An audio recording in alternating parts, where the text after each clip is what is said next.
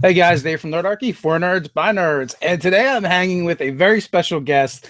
He is like the unseen member of WebDM, but in my opinion, he is like the superhero of WebDM because you know, I do what you do and I do what those guys do, and I can't even touch what you do with a 10-foot pole.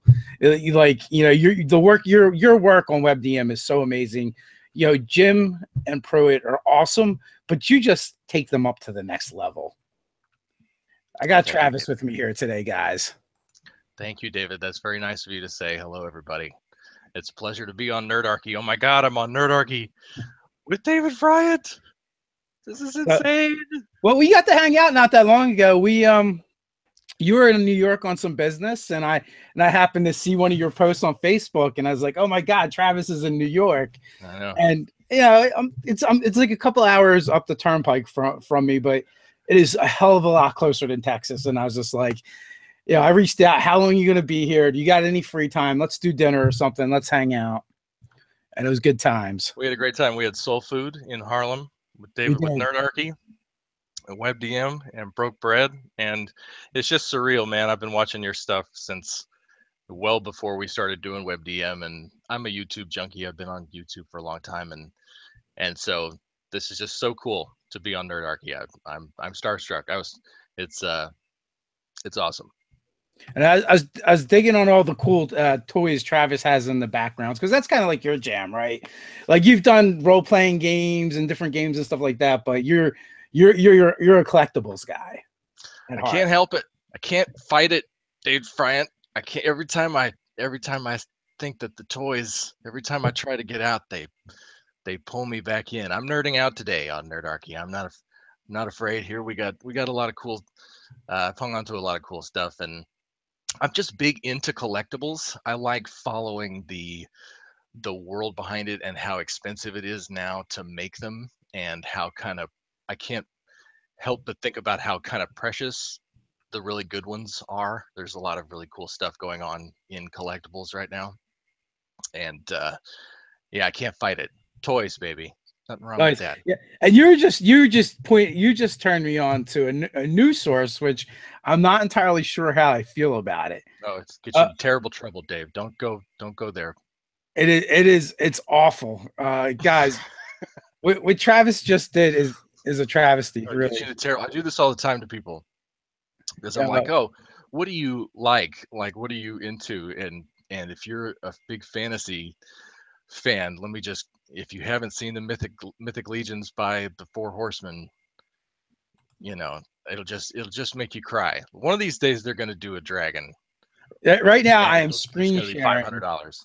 I'm screen sharing, Yeah, something from their page, yeah. and I went over there after you mentioned it, and I'm like, oh my God, those friggin' trolls are amazing. I mean, all the figures are amazing. Actually, I think this guy right here, I think I see him on on the shelf behind you. Yes, I have that. I have that paladin. I had to track him down. I don't think I got him. Oh no, I did. I got him in one of the pre-orders, one of the off Kickstarter pre-orders that they did. And then one of the cool things about them is that they're all modular, so you can swap all their heads, and you can swap their parts. And I have like a entire bin of axes, and little swords, and I got axes, guys. You want axes? We got axes here at WebDM. And so you can just mix and match and make cool stuff. And that skeleton I have up there is like a mix of like three different figures that have come out, plus like cape from one guy, and the green skull from another guy, and the black knight that came out, and the whatever. And you can just get yourself into horrible trouble because these things are 35 $45 a piece. Like, they're not screwing around. These things are not cheap to make. These guys custom make them. They kickstarted so they can make the tooling and make the steel molds, and then they take that and they do repaints, and they just reshuffle them. And they're just, how they handle their business model is extremely smart. And I know they're making a lot of money, and they should, because they're making something really cool and really special. And it's like I said, soon they've done these trolls. These trolls are $100 a pop. It'll just make you cry because you want a troll so bad, but you're gonna lay down $100 for a stone troll, ladies and gentlemen. And then, but what they're building towards is like,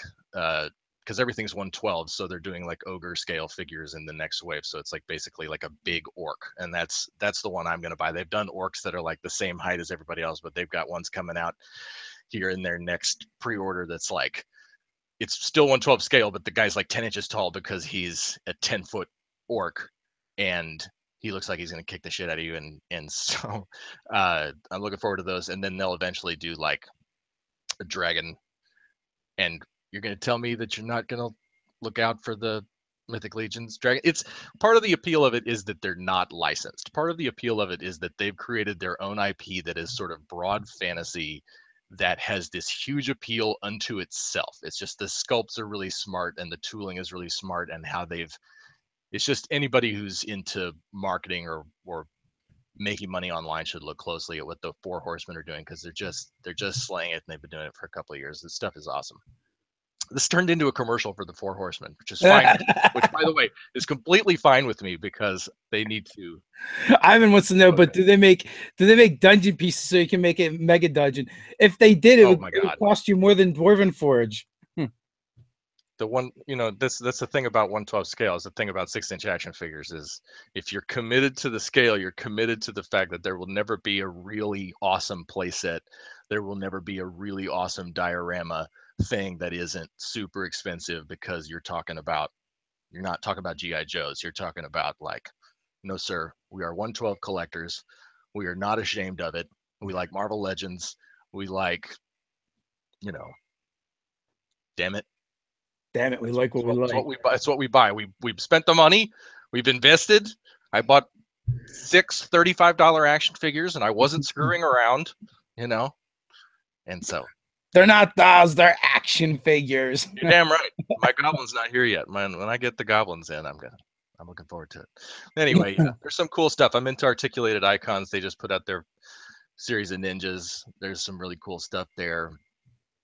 So there's cool stuff happening in collectibles, and I'm a big fan of it. Yeah, and unfortunately, like last night, I was supposed to game with your companions, but I know you guys got rained out. We did get rained out. Twitch went down. I'm not sure what happened. They did go back up later that night, but it was well after we had called it for the evening. Yeah. So unfortunately these things happen, but we'll get some more web DM in today with Travis. I did get to talk to Jim and Pruitt a little bit last night, and Jim said I should ask you about Marvel Phase Rip. Yes.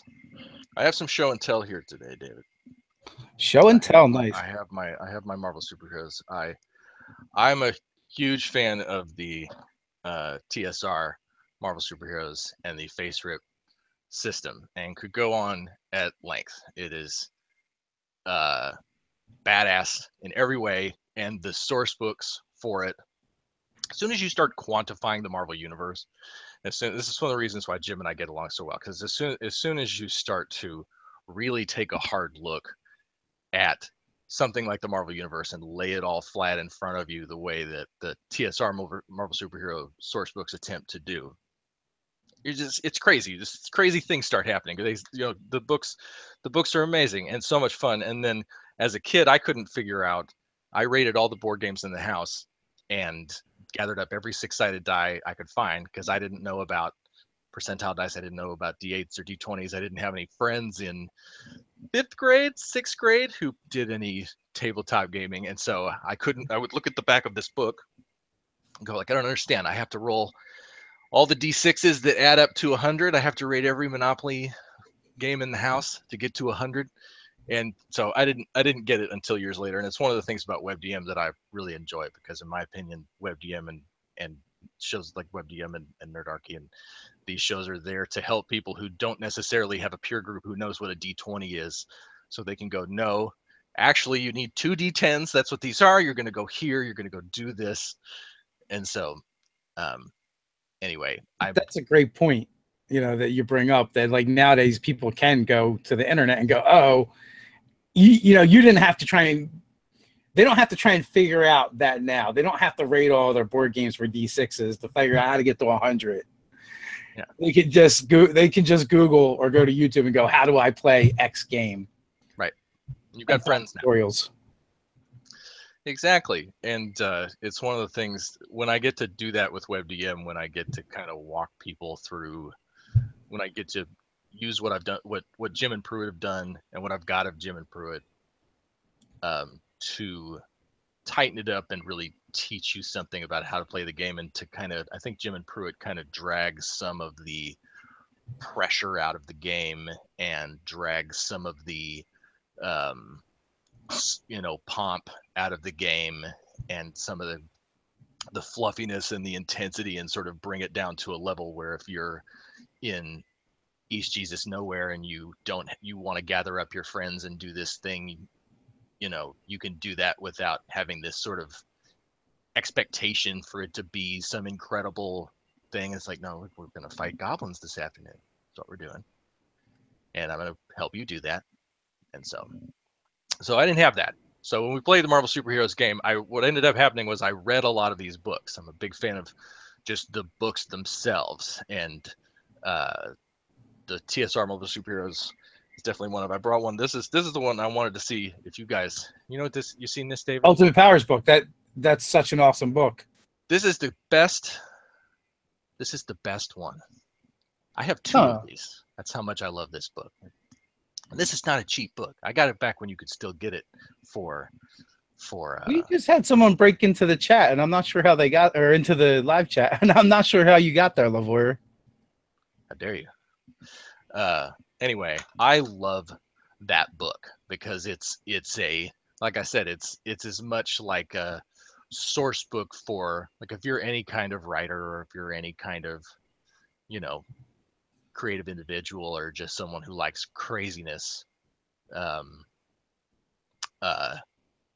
you will love that book. It lays flat every power in the Marvel universe from end to end, and and it's marvelous. It's the best book. I could go on and on.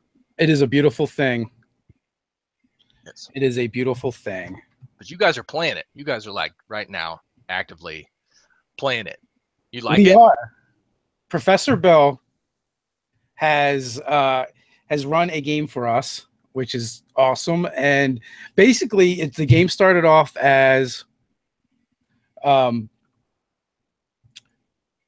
it started off as a Nerdarchy live chat, and the premise is we get sucked into the Marvel universe during that live chat, and we have to play ourselves. So that is a really cool thing. I love games where you play yourself. Jim's done that a couple of times. I played in a couple of Jim Davis campaigns. We did a zombie one and something else where we play ourselves.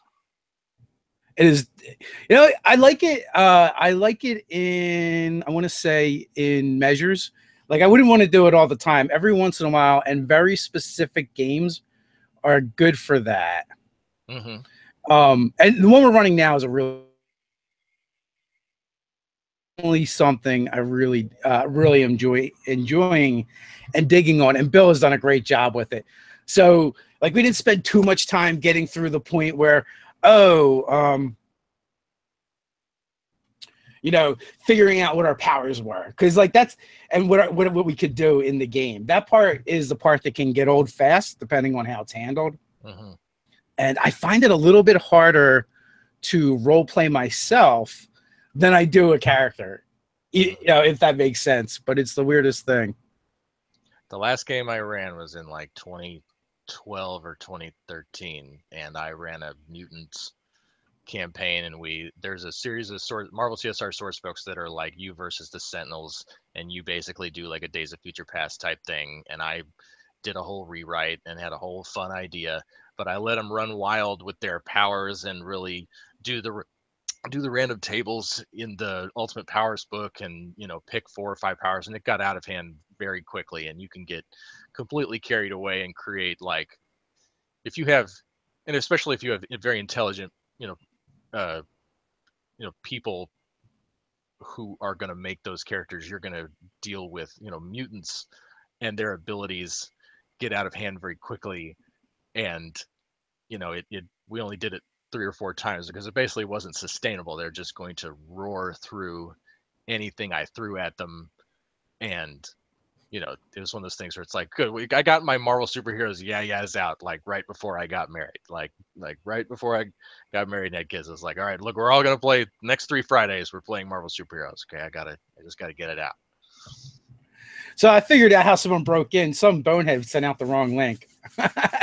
And since I'm the guy with the links, I would say that I'm also the bonehead. Nice.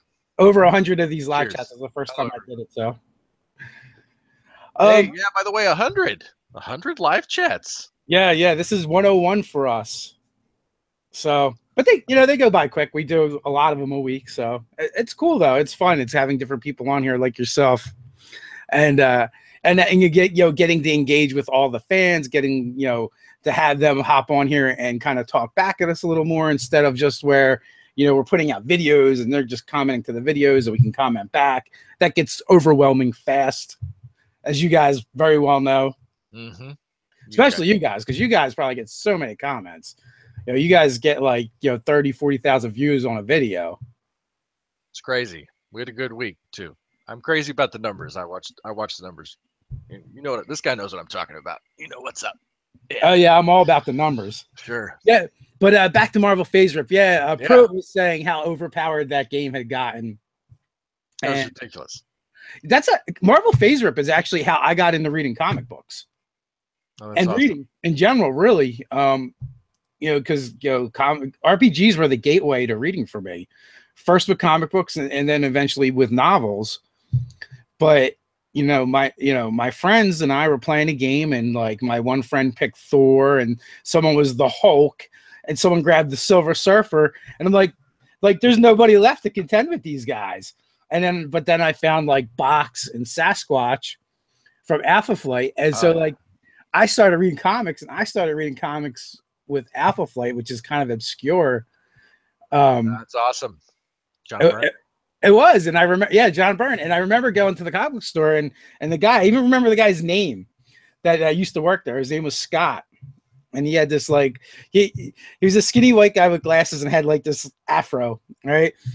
But he's like, and he's like, oh, that's really good, and that's the first time Marvel has actually killed a superhero, and they stayed dead. Mm-hmm. And he did stay dead for like 80, 100 issues or so. Mm-hmm. But, it's comic books. No one stays dead forever. Right. No.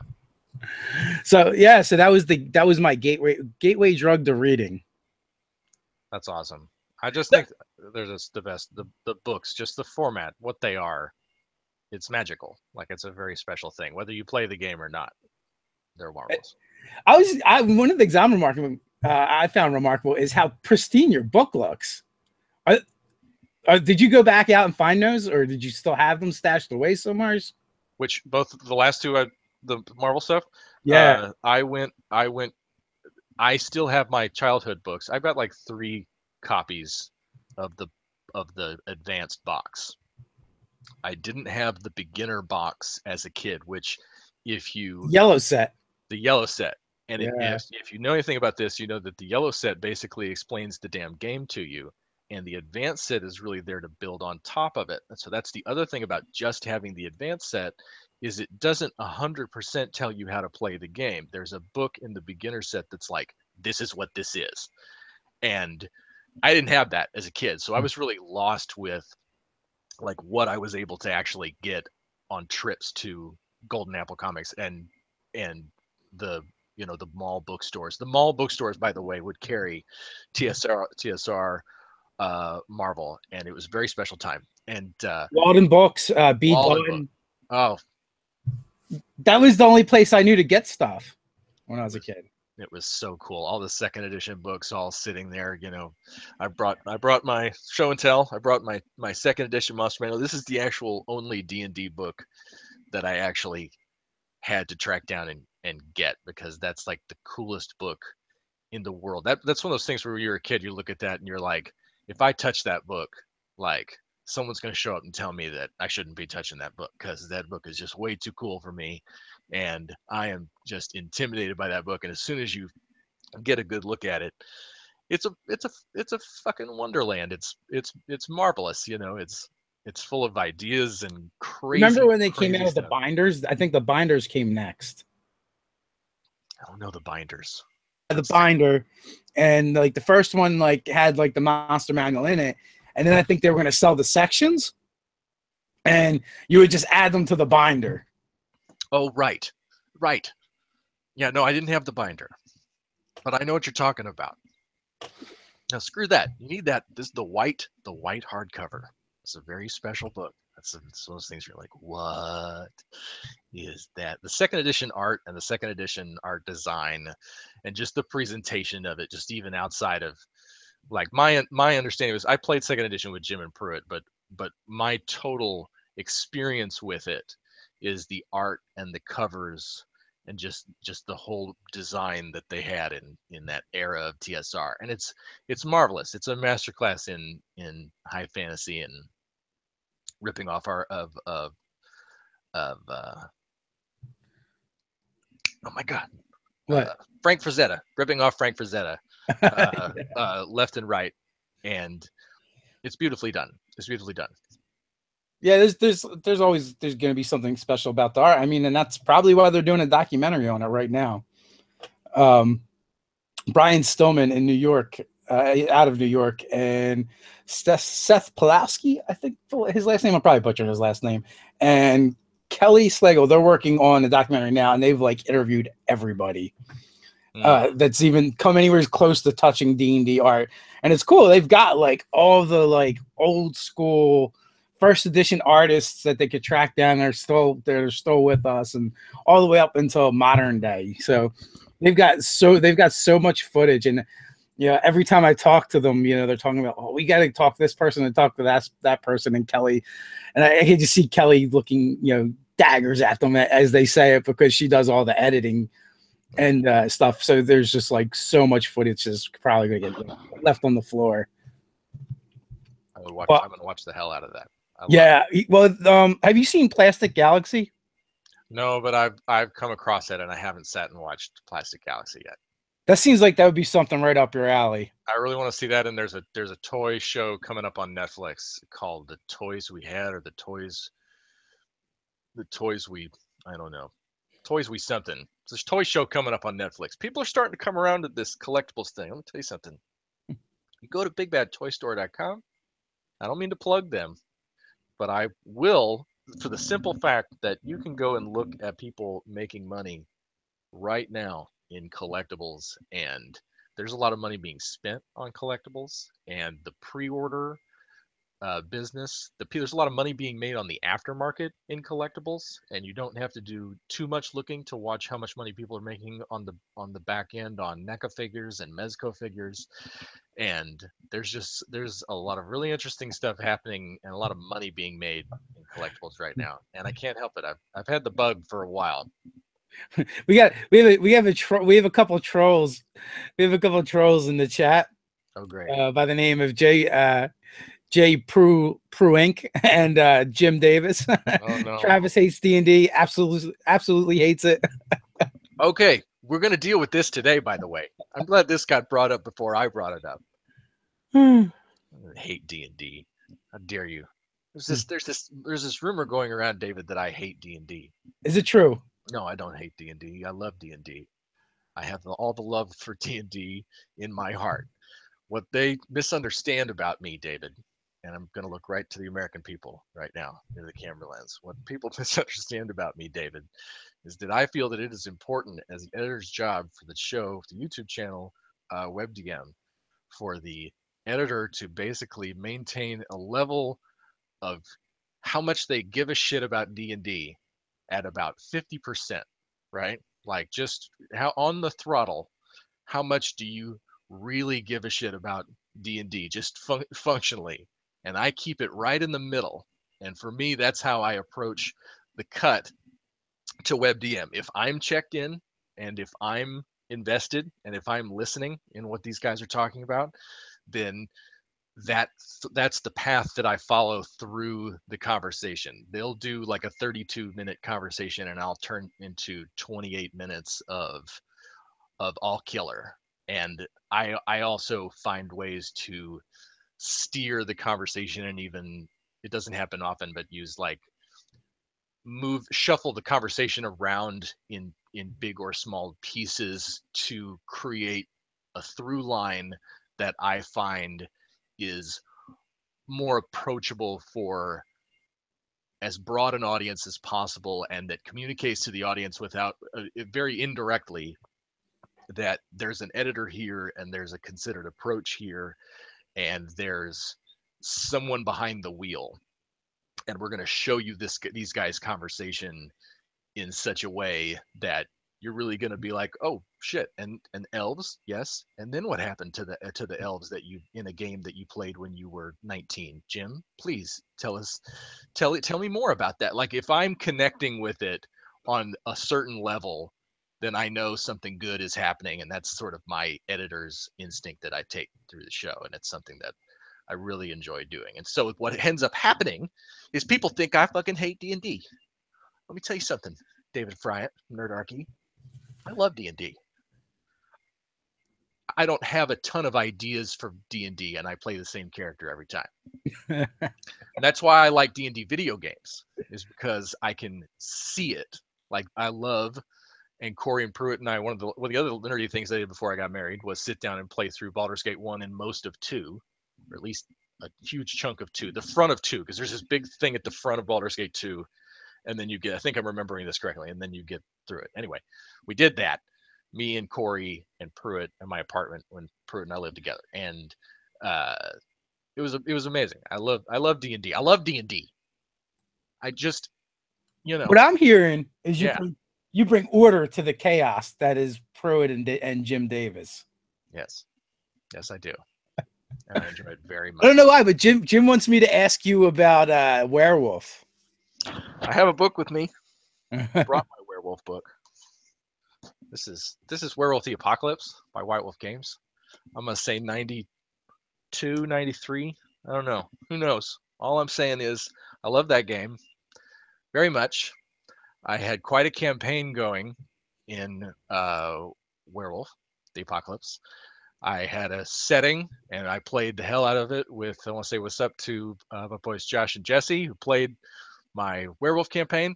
And if somebody wants to give me money to develop an animated series based on my Werewolf campaign, I'm ready to take a meeting. And so I really enjoyed the character. I had some really cool characters, and I was very invested in my White Wolf Werewolf the Apocalypse campaign. And it had an appeal to me way more than Vampire the Masquerade, which Vampire the Masquerade is like a really cool book, like a badass Anne Rice source book, right? It's great, so fun. It's high school for me. The cool kids who were reading picked up a copy of Vampire the Masquerade and brought it to school with them. David Fratt, you would bring it to lunch and be like, "What is? You're kidding? Can I see?" And did you get that at Walden Books? And so, but Werewolf has this whole combat element and this sort of desperate, angry, crazy, we're all fucked, we're all screwed, the whole world has gone to hell, and it's all just happening a little bit at a time. And I'm a big fan of Werewolf the Apocalypse. It's one of my favorite rule books. They gave it a lot of thought. They gathered up a lot of language that's really fun, and so it's a great book. When I was at Gen Con, I met both of the guys that are kind of like running the show for Vampire and Onyx Publishing. Yeah. But I never really got into the World of Darkness because I actually really, really dig World of Darkness, but it just doesn't do the one thing that I need. What's that? It doesn't take all these cool pieces and put them together. Like everything, it's like separate but equal is like their motto. And for me, I'm like, well, sometimes somebody wants to be a vampire, someone wants to be a mage, someone wants to be a werewolf, but you can't all play the same game and do that. We tried it one time, and it was a real cluster F. I'll bet. Oh, should I not be swearing? It happens. It's not a big deal. Oh my goodness, I went crazy, folks. I can't help myself. Well, Nate, I will say Nate and Ted barely ever swear. I do most of the swearing. I've had to take up the slack since Ryan has moved on to greener pastures. So I do swear from occasion, but it's not a big deal. Well, and it's funny that we talk about that while I'm talking about Werewolf the Apocalypse, because I was reading Werewolf the Apocalypse in 10th grade when I was going to a very Christian private school, and they took my werewolf book and gave it to the chaplain because they were concerned for my soul, and my humanities teacher was not Did he happy. start running a game for you? And so, and we're still playing together today. He's a great guy. No, I got my, you eventually get your, get your mother to get your werewolf book back. I want my book back. They took my book, and so yeah, I'm a little, it messed me up, folks. I'm a little repressed, and that's what happens. You get on the internet, and you swear like a longshoreman, without asking. So there you go. For your Castle Grayskull, I just want to say, thank you. I had to have a Castle Grayskull because it was going to get it's one of those things that it's going to hit a point where it's so expensive, you'll never get it. And so you either have to bite the bullet when there's a threshold and you got to go for it, when you can still snipe it for cheap on eBay. And by the way, you asked me a question earlier that I didn't answer, which was, why do my TSR Marvel books look so nice? Is because I have rebought them at least once, maybe twice, on eBay in right around the time I was running that campaign, 2012, 2013. That's another thing, that you can see the price rising on this stuff, and if you don't strike, you're going to be sorry. I'm like that with the Giger Necronomicon. I should have bought an HR Giger Necronomicon back when you could get one, around $125. Now you can't get near, you can get the whole Marvel basically a line. You can download it. There's a couple sites with it on there now. Oh yeah, you can. I guess I don't know where that falls with copyright, because it's kind of a dead system. I don't even know who owns it anymore, if anyone owns it. Like, those licenses might have expired. God, it's so much fun on every level. It's so marvelous, and if you pardon me. And I know. I had a friend say I couldn't figure it out. The table looks like a periodic table combined with the graphs, so it's so complicated. I'm like, it's so easy. You just roll the number, you follow it along. It's so easy. Yeah, it's actually like the easiest thing in the whole world. And you want to talk about like how White Wolf stuff doesn't bring the whole thing together. That's what Marvel TSR does, is it brings mutants and cyborgs and you're straight up, I got bit by a spider, and it brings everybody into one place. And that's what's so great about the Ultimate Powers book, which is now very much out of print, and no, I will not sell mine to you. And but there's a PDF that you can read, and I think anybody, my opinion, for what it's worth, David Fryan, anybody who plays a role-playing game should flip through the Ultimate Powers book by Marvel Superheroes, because it is a fantasy land of just ideas. It's just ideas and ideas for pages and pages. It's wonderful. Dude, where else could you play a cyborg demon? That is friggin' amazing. Yes. Anything. I actually had gotten involved in a Palladium Heroes Unlimited game, and which I was like, oh my god, this system is garbage. I didn't like how mismatched and uneven it was, and I was like, I was ready to go back to play in Phase Rip, and that's which led me to Mutants and Masterminds. Would you probably appreciate that, especially 3rd edition, because Steve Kenson, the designer, is a huge fan of Marvel Phase Rip, and you can see the influence in 3rd edition Mutants and Masterminds. And they do have the DC license, so if you're into DC, you can actually use the official DC stuff. I just wish there was if there was a star to wish upon, or a birthday candle to blow out, and I could get them to have the Marvel license as well, that would just be amazing. It would be very special. I've heard about Mutants and Masterminds. I've actually watched something you've done where you were talking about this game. Yeah, we've done it. We've not too many, but we've done a couple videos on it. It's pretty cool. And real quick, I'm going to address the chat. Bunions and Dragons. I quit watching Nerdarchy with my children a long time ago. Thanks, Dave. Sorry, and I just want to say, Bunions and Dragons, you're a good parent. You're definitely a good parent. Because when we went to Philly's Games Con and we had Eli show up, who was a fan of ours, and 11, and he's like, hey, I'm a fan, and I watch your YouTube channel. And then I meet his dad. I'm going like, are you kidding me? You let him watch our videos? What's wrong with you? I know. Don't you know that people swear from time to time? swearing, Without asking. sexual innuendo, all kinds of stuff. You're a horrible parent. Why are you letting him watch us?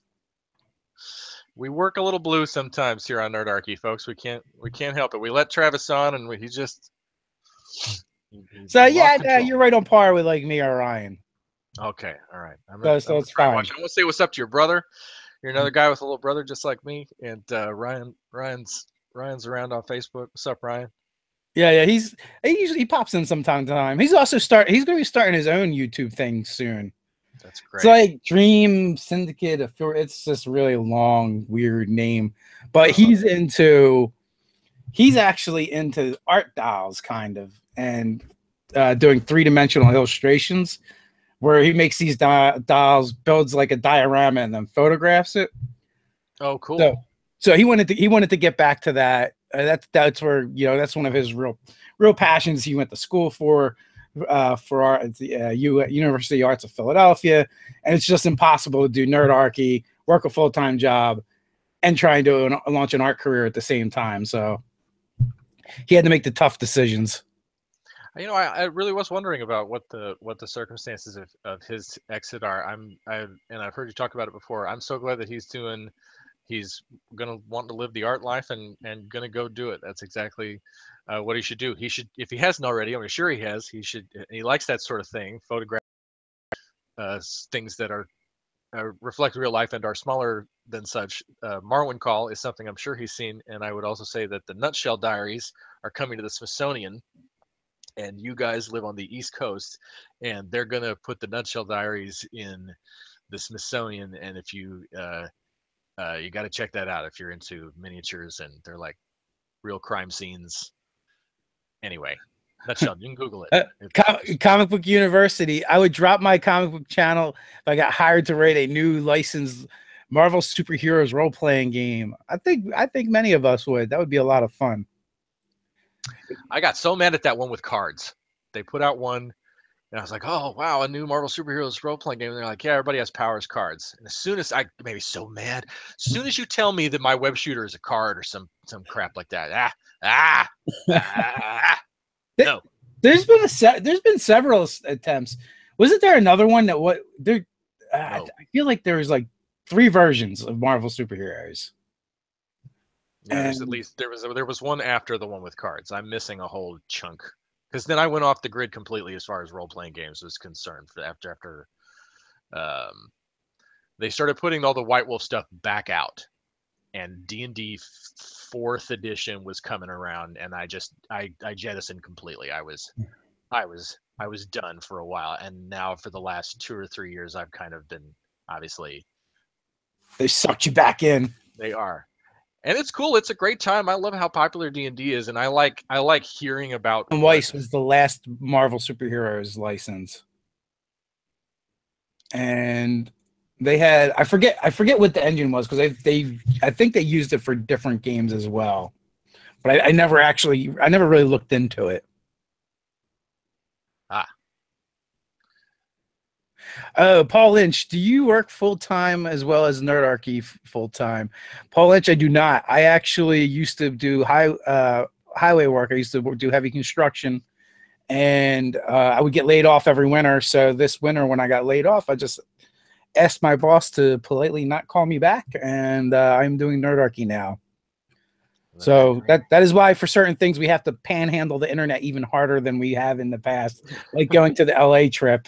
It's this weird thing because I'm doing this full time. We get all these cool opportunities because we're out there more, Hmm. but at the same time we have less money to do cool things with, so we have to make it work. Hmm. I gotta say, David, you're you're a you.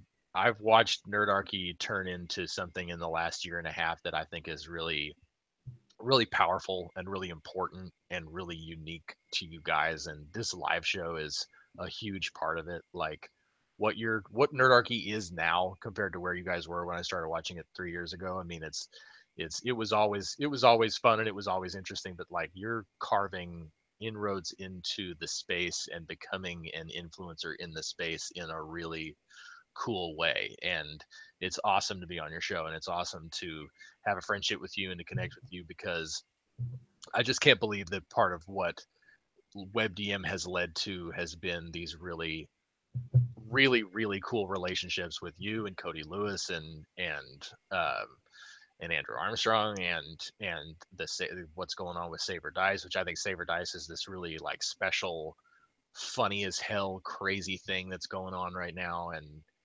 and so Nerdarchy's badass is for what I'm trying to say.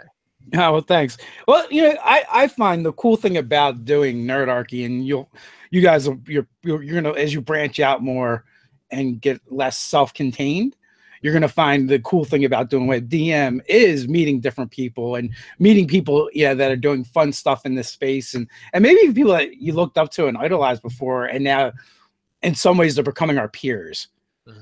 So that is tremendous. That's fun. And going the other way too is interacting with people like the folks we have in the chat and fans when we show up places and they recognize us, getting to hang out and talk. All that stuff is really great. Yes. So that is the people always make and break anything, right? So fortunately for us, I think the WebDM, the Nerdarchy, and just gaming in general just has an awesome community that we're able to tap into and connect with. Because at the end of the day, like the people that are drawn to us, they're like us. They're nerds. They want to roll funny shaped dice and play make believe and stuff like that. And when I see other channels come out like WebDM, who kind of come out and do their thing and blow past us, like I know that makes like some creators jealous or angry, but me, it inspires me. Like when we saw WebDM on our heels with the subscribers, we're like, all right, well, how can we work harder? How can we get better? What can we do to improve? And that's even like a lesson I always try to instill in my children. It's like, if you worry about what other people are doing, you're never going to, you have no control. But if you worry about what you're doing, and how you can do something, absolutely, you have all the power. Absolutely, you do. It may not work out the way you want it to, but ultimately you'll be further along than you were.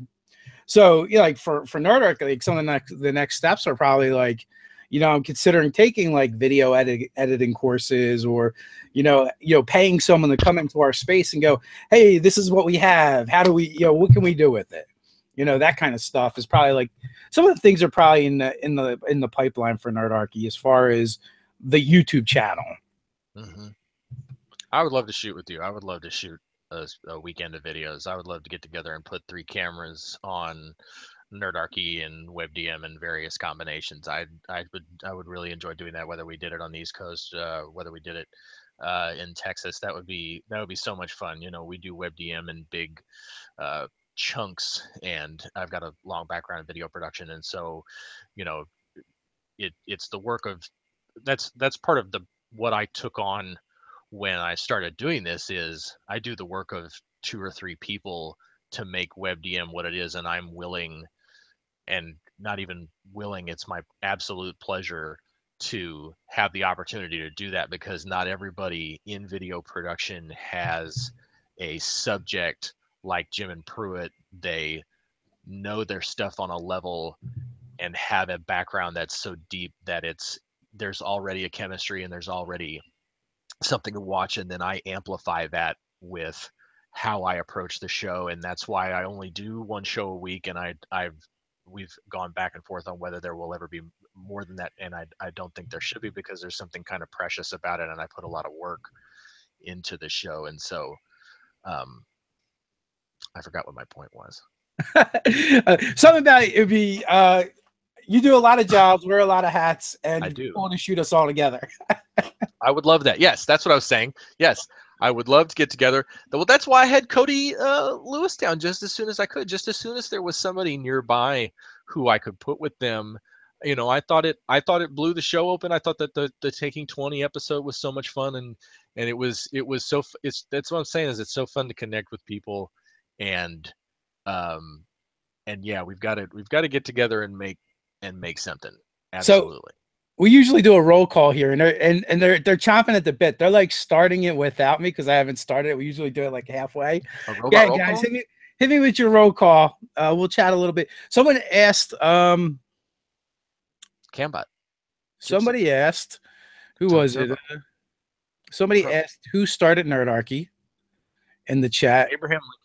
Yeah, right.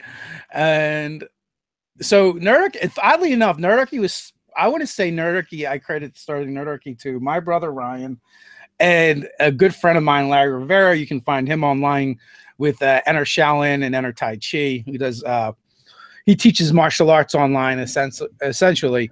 But those guys are the ones that actually pushed me into doing this Nerdarchy thing. I was like, D&D, like you can't do anything with that. And you know, to be honest with you guys too, to spend as much time as we do with Nerdarchy, you have to turn it into a business, or it's unsustainable. So, like when I was approached about doing this stuff, I said, "There's no way we can ever make any money doing that," and it's just something I love to do. But they twisted my arm. I did a little research, and lo and behold, there are people out here doing just that. And right now is an awesome time to be alive if you're a gamer. Maybe even if you're not a gamer. But we got Sue in Atlanta. We got Pruitt in Denmark. We got Denmark. We got War Eagle in Arkansas. We got New Mexico with Zerif Gaming. We got Raven and Oz, Argo City, Comic Book University. Demon Blood 88 is from the UK. UK. And Kyle Ellis, Earth 2. We got Houston with Chris in the house. We got Seattle with McTasty Teabag. I want to say what's up to Houston. Brian F is in New York City. We've got Minnesota in the house. With Evil Silly Putty. We've got Lincoln from Sweden. Yeah, sometimes the names are the best. Evil Silly Putty is my favorite so far. It is a good one. We got Ivan in a Mega Dungeon. He's on a Mega Dungeon hardcore kick. We got Cannibal Loco in Argentina. Mm-hmm. We got SeaTac Washington with Frigginator. Canton, Georgia with Crystal Inn. Wilder Smith, New York. Louisiana in the house with Jacob. San Bernardino, California. Ativia. We got Jinker GM. You're just talking. That's not a place. We got Truly Odd, San Antonio, Texas. We've got Amish in Wisconsin. Mina in Miami. Chris in Philadelphia. Mr. Rob's Cleaning Service in Oregon. That's always a favorite of mine. I don't know why. It just is. The Misanthrope in Mexico. We've got Lars in Norway. It's an aggressive hobbit. The worst kind of hobbit. We've got Shadowcat in the UK. Yeah. This is one of the most disjointed roll calls I've ever done. I want to say what's up to anybody actually watching this right now, because there is been up to 90 people watching. We got the Netherlands with everybody. Prisoning. You made my week, David Bryant. We've got Finland in the house with Tuku, West Virginia with Spencer, Wisconsin from Scott. I can actually be looking at this. Glasgow, Scotland, Derek. We're super international today. They must sell that WebDM, man. They're calling out the woodwork. WebDM has a lot of international fans. So does Nerdarchy. We've got Nova Scotia, Canada, with Mike Gould. Hey, Mike. We got Pruitt from Texas. I think you might know that guy. Ooh. Germany represented by Dummy URD. New Jersey with Jerome. We've got Jim Davis up in Vermont. What? You might have heard of him before. Jim Davis? Such a big fan. Paul Lynch, Ireland. Or are you saying we never got to Ireland before? We've actually had a guest on from Ireland. And Contempt from Michigan. So people are all over the place today. Hello, everyone. Love it. Love it. All our friends from foreign lands. Yes. And we share our universal language, and that's role-playing games. Yeah. Who doesn't like to snatch up some funny shaped dice and play make believe and kill some goblins and trolls? I think it's one of, like I said, but there's some very cool fans. The fan base, the people who watch these videos, that number is growing, and it is a really fucking cool. Excuse me. I get passionate here, folks. Let it slip. It is a very cool group of people, and I appreciate them. I'm honored. Aggressive Hobbit. I haven't slept yet. I don't know WebDM. I just saw you streaming. Maybe you do know WebDM, but you just don't know Travis because he's on the other side of the camera. Yeah. I'm in one episode of WebDM. Shot it in my garage when we didn't have a home. We still don't have a home. You guys are Officially. nomads. We are nomads. So, you know what? Before I let you go, let's talk a little bit about WebDM. Like, what's coming up? What are you guys working on? You guys just launched some new stuff. You might as well talk about that a little bit. Yeah, I've been plugging other people all day. Let's plug this show. We had this amazing first week with the Patreon.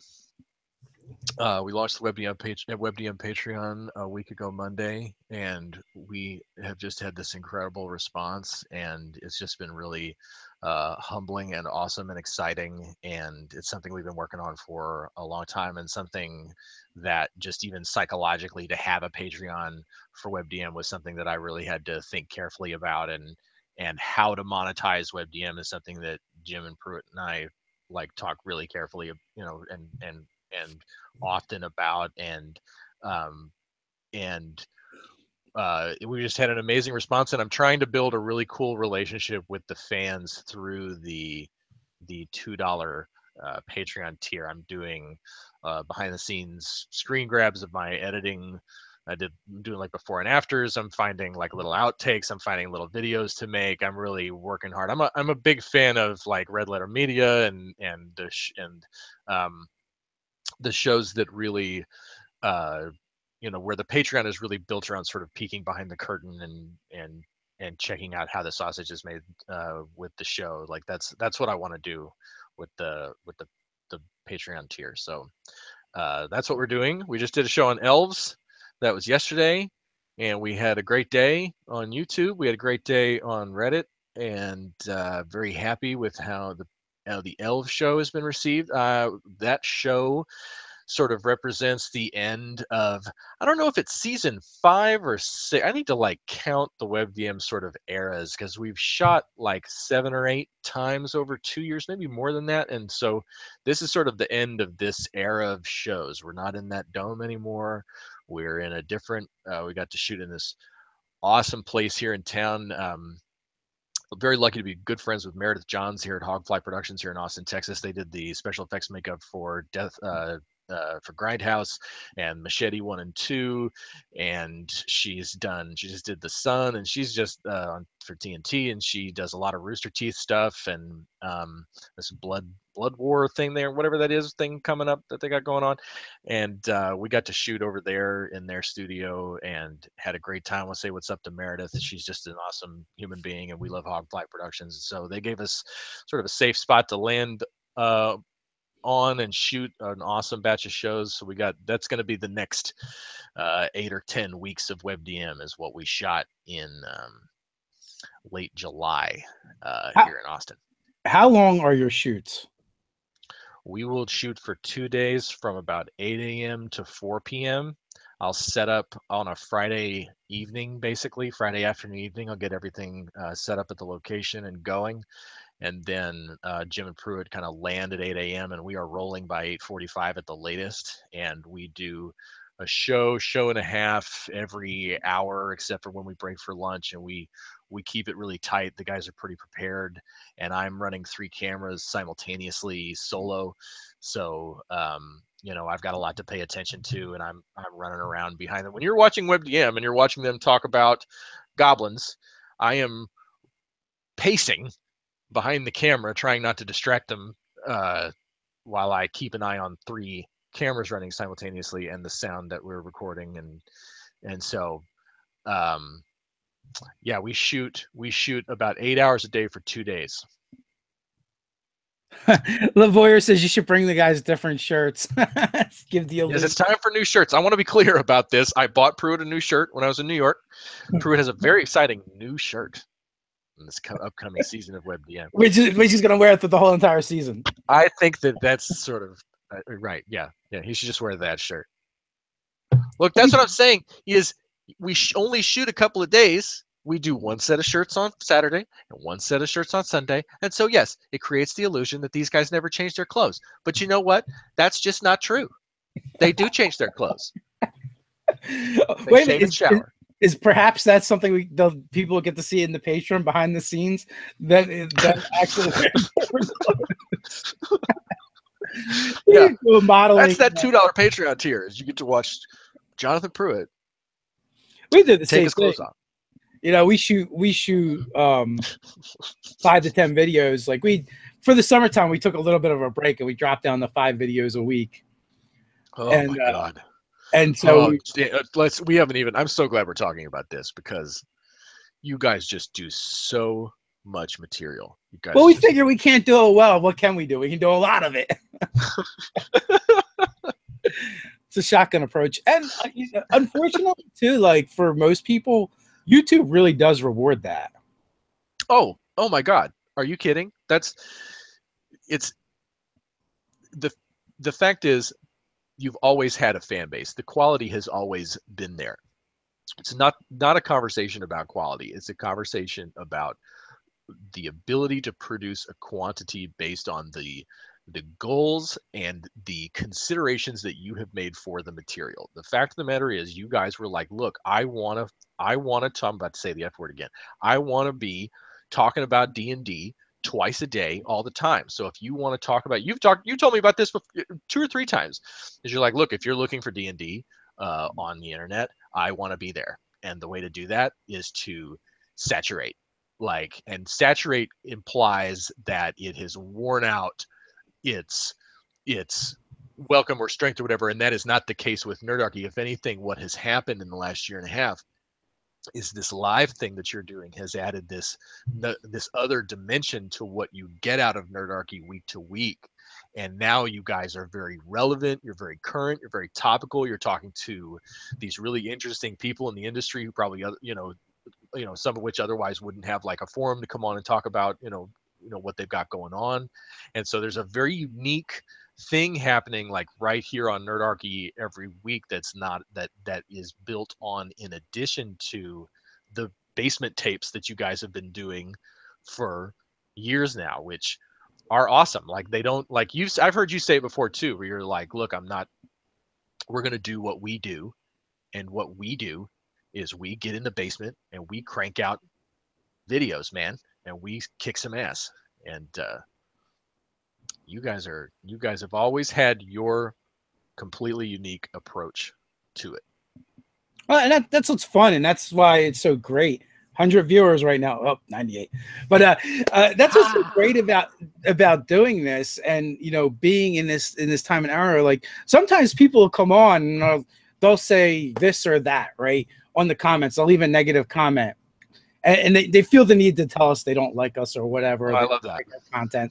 And I'm like, well, you know what? That's awesome, because there is so many content creators out there right now. There's one out there that you will like, so go find them and enjoy. The key is, and we've had this discussion before when we met about people shooting content. The key is not to be all things to everyone. It's just to be yourself and find the people that are going to connect with you online. And that's all you need to do. Right. Absolutely. Everyone has an audience.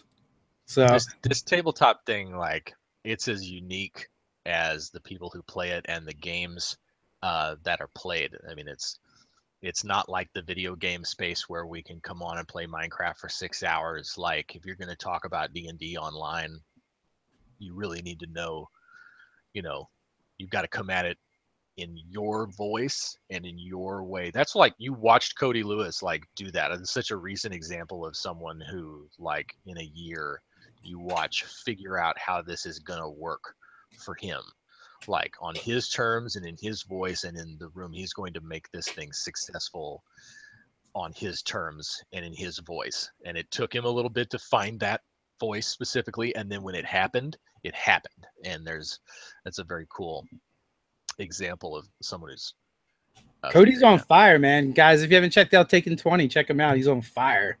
Just crossed 10,000 subs. He just hit 10K. It's good times. Is this his first year? I don't even know. I'm gonna have to go and look now. So I think he's in his second year. Yeah, but he hit it pretty quick. Oh, it's great. He and I are working together. I've been doing these Starfinder videos with him.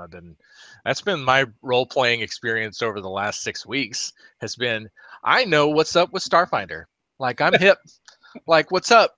I'm not sweating it either. I can tell you what a Kasatha is, you know, or We you know. we're just getting into our Starfinder series. We did a flip through. We did the themes video that's going up later today, and we're just gonna do a real slow burn on Starfinder. So long as people seem like they're into it, that we're digging the system so far. We're gonna kind of like go through it, maybe play some games of Starfinder Finder in the near future.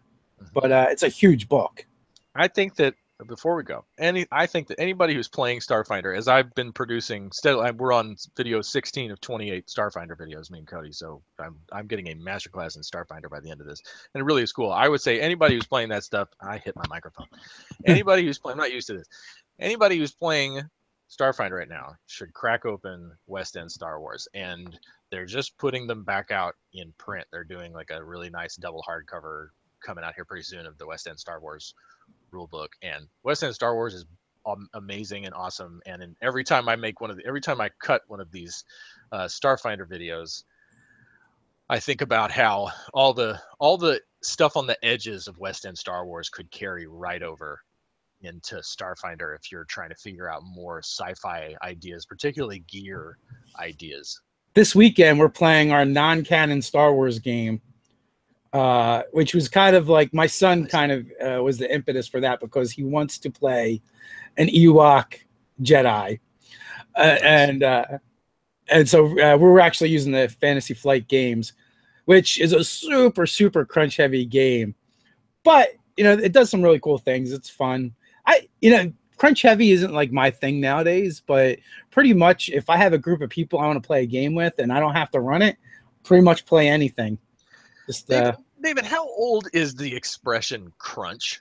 How long have people been saying crunch in relation to battle, right? In role-playing games? How long has that been an expression? It's for as long as I can remember, and it kind of it means different things, right? When we used to say it in 3.5, right, it was crunch and fluff, and what we just meant, are you talking mechanics or are you talking story? But I feel like 3. Yeah, since 3.5, I remember using it. I feel like in this day and age, though, crunch has taken on some more negative connotations. Yes. Even for people that really like crunchy systems, because when we did a video about kind of like 5e versus Pathfinder, and when we would say crunch, people would automatically think we meant that in a derogatory way, where that's just wasn't the case for me. Like if you like crunch, then it's a good thing, right? If you like a lot of rules and mechanics and things explained for you, it's awesome to have a game that does that, where 3.5 and Pathfinder do a lot of that for you. Someone's saying late 90s for crunch and fluff. But nowadays, like I said, I feel like people are moving away from crunch heavy systems more to rules light systems. And so now it seems to have more of a negative connotation to it. But I still, like, a lot of times I'm stuck in like the early 90s, late 80s with some of my dialogue, some of my speech patterns. I literally had to change them for coming online, because I would say things that are definitely not politically correct in this day and age. And really, like, and I get it. And I don't really intend to offend people that I'm not trying to offend anyway. So I was like, all right, so I can't talk a certain way. So I switched that up. But the funny thing is, like, the part that the people that would get offended, like, even though we kind of use those terms derogatory, we actually never meant those people. If you know what I mean. It was just like when I grew up and how we talked, and the 80s and early 90s were so different. Mm-hmm. And when I got back into playing D&D the way we are and doing Nerdarchy, part of me kind of like time warped back to that era for me. Mm-hmm. So I just had to remember, wait a minute, I'm not really in the 80s or 90s anymore. There's some things that just have to stay there and never see the light of day again. Right. Oh yeah, no. You can't go back there. But But he was, man, there's a lot that I could talk about there because it was a different time, and We were gaming brutal, man. We were brutal. Like gaming was different. being a kid during that time, I look at my kids and be like, I don't know if they could survive. Oh, we It's did like terrible. We did terrible things. It's like dropping a person in the wilderness with a pocket knife and be like, figure it out. Different time. Awesome, and it's why I love. That's why I love those old books, man. That's why I love old source books. Your trip to half price books can be a very magical, awesome thing because the books are so evocative and so interesting on their own, and really carefully considered and built by people who really love this stuff. And so I've always felt very strongly, and I've got a bookshelf to prove it, that even if you don't play this stuff, just reading this material and being sort of having being aware of this world of tabletop gaming is really smart if you're woke in 2017, baby. There is one thing I do want to touch on before we go, and it is about time to get out of here. Okay. The podcast. Do you want to tell people about the podcast? Yes, I do want to tell people about the podcast. The WebDM podcast is a very exciting new thing that we are doing every week. It begins tomorrow. Oh my God, which means I have to export it. We're going to talk about Ranger Unearthed Arcana. These Rangers. One of them Rangers, and it starts on Friday. It is exclusive to Patreon, and go on over to patreon.com/webdm and check out what we're doing with this podcast. It's something I'm really excited about. I'm really bringing the same approach to the podcast as I am with the show, just without a visual element, just as an audio setup. So I've got a track from Jim and a track from Pruitt, and then they are on Hangouts, and we got a very nice new microphone for both of them, and it sounds lovely. And so I sort of build the show, and it's a very edited, produced piece of material, just as much as the regular Wednesday show is. And so I'm very glad you brought that up, David. Thank you. No because problem. the podcast is something I'm really excited about, and you got to check out. You should try Zoom. That might give you a cleaner sound. I will try Zoom. Zoom for me right now, or for them? For them. They record it in Audacity locally and then send me an MP3. And so yeah, no, and thank you for bringing that up too, David. I'm getting better at this, David. We don't record the Hangout like we did when we did Sunday shows on the WebDM channel, which you'll notice we no longer do. You're much better at this live thing, David, than we were.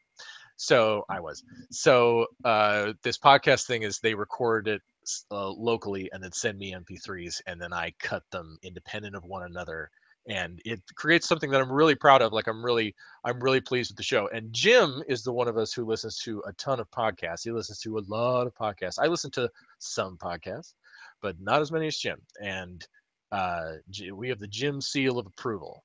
And I think the pilot went well. You can watch the pilot right now on the WebDM YouTube channel. The pilot went over great last week. We had even more people watch the pilot than they did last Wednesday's show on Warhammer. People really liked the pilot. So that's something I'm really happy with, and something I'm really excited about is the podcast. The colors of Warhammer. Yes. Warhammer. So blood, mud, and shit. Blood, mud, and shit. Yes. Yeah, I checked that out a little bit. It's fun. This last show was a really good show. Elves turned out to be a great show. I don't get to listen to as much content as I would like, but David. I poke into different places from time to time, see what's going on. So, and you know what I want to say too, like we were driving out to Gen Con and we were kind of like watching / listening to the Yante video you guys had done. That was a good one too. So the guys are getting so much better too. They not that they weren't good before, but they're getting so much better with the content. They're more relaxed, I think. They're absolutely more relaxed. And one of the things that happens when you shoot the way we do is like they'll get really relaxed as they go. So there's some shows where they're like the new DM shows are so funny because Jim is like, it's the end of the second day.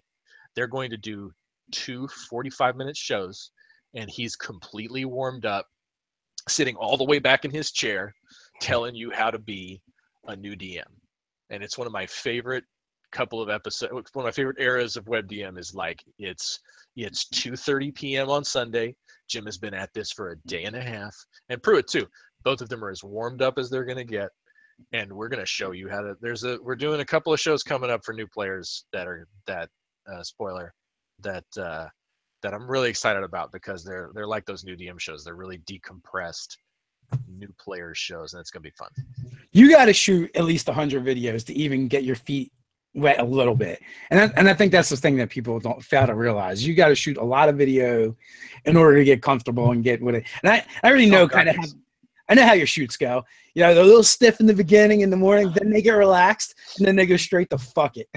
Because you've been shooting videos for so long, your head, you know, you feel like you've gone 12 rounds with Mike Tyson, and you just beat the shit by the end of the day.